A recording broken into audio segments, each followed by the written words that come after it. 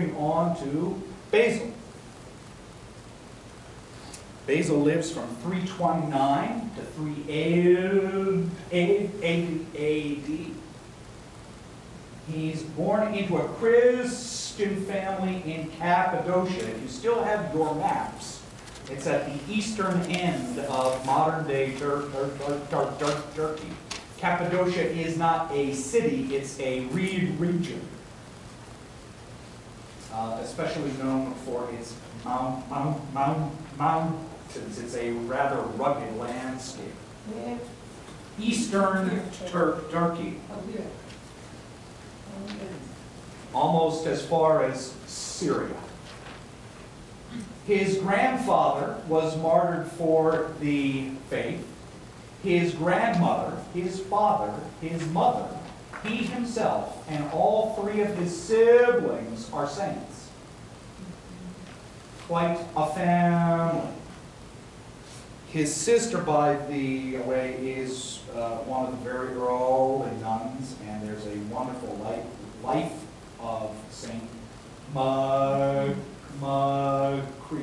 written by one of her other brothers, which I'll be mentioning in a little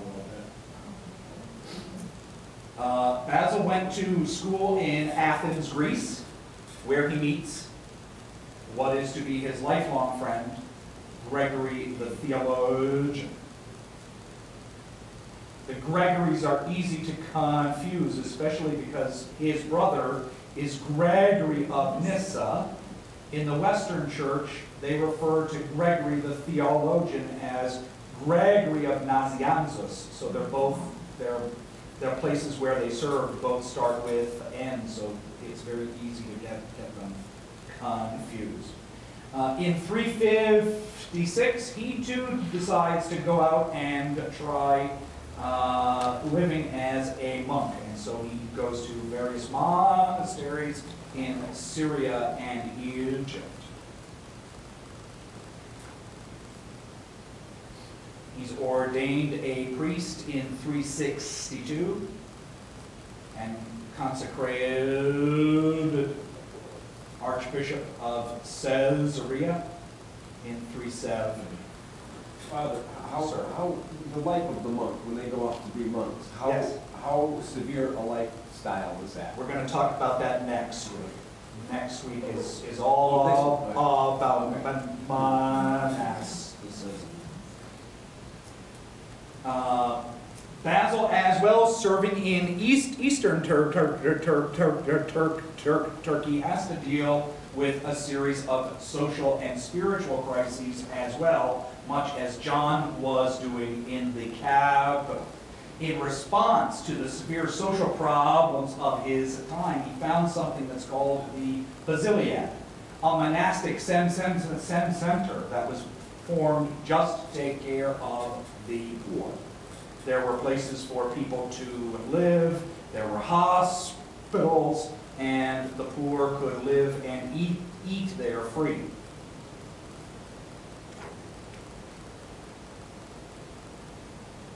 He oversaw a great flowering of monasticism, and monks and abbots of monasteries were constantly writing him, saying, hey, we have this issue going on, what would you do? How would you advise us? And he would write them back, and it's from those questions and answers that what we have now come to call the Rule of St. Basil gets formed. And so all monks in the Eastern Church follow this Rule of St. Basil, and so all of them in some way, shape, or form get referred to as Basilians. In the West we've got the Rule of St. Benedict and the Rule of St. Francis, and this rule, and that rule. In the East there's only one, St. Basil. He oversaw a revitalization of the Divine Liturgy, and he wrote, of course, the Liturgy of St. Basil that we use during Lent and a few other times during the course of the year.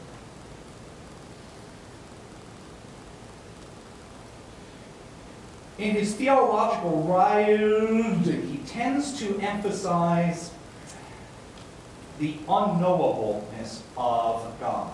And for the moment, I put that in quotes. I'll come back to talk about that a little bit more. But effectively, if God is this, the infinite creator of all things, how is it possible that the human mind is going to understand and comprehend the infinite?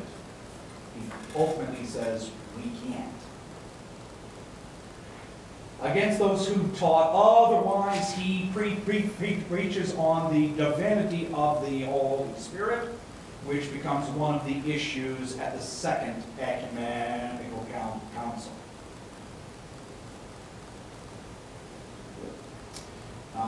With the two Gregories, the three of them, since they're all from Cappadocia, they're referred to as the Cappadocian Fathers.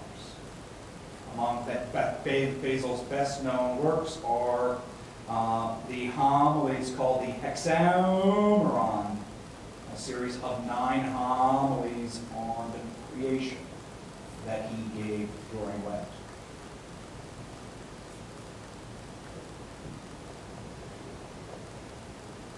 Here's the start of a few quotes from him. The bread which you do not use is the bread of the hungry. The garment hanging in your wardrobe is the garment of one who is naked. The shoes that you do not wear are the shoes of the one who is barefoot. The money you keep locked away is the money of the poor. The acts of charity you do not perform are so many injustices you commit.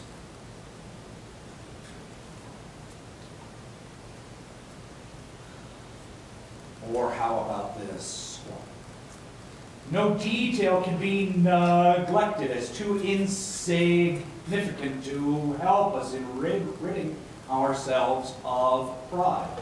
The soul grows like its practices and is formed and fashioned in accordance with its conduct.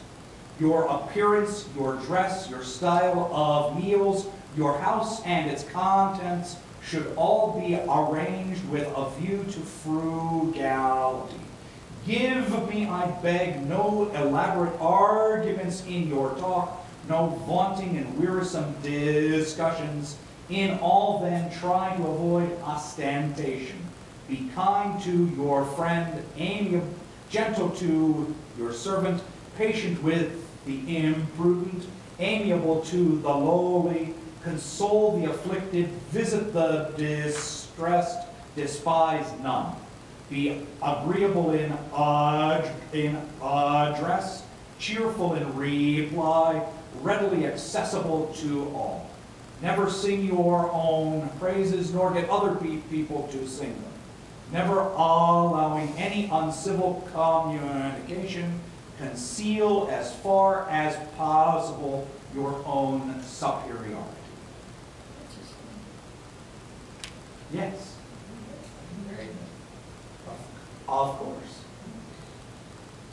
Or how about this from the liturgy of Saint Basil? That should be, O Lord, our God. O Lord, our God, who created us and brought us into this present life, who showed us the ways of salvation, who granted us the revelation of the heavenly mysteries. Receive us according to your great love when we come to your holy altar.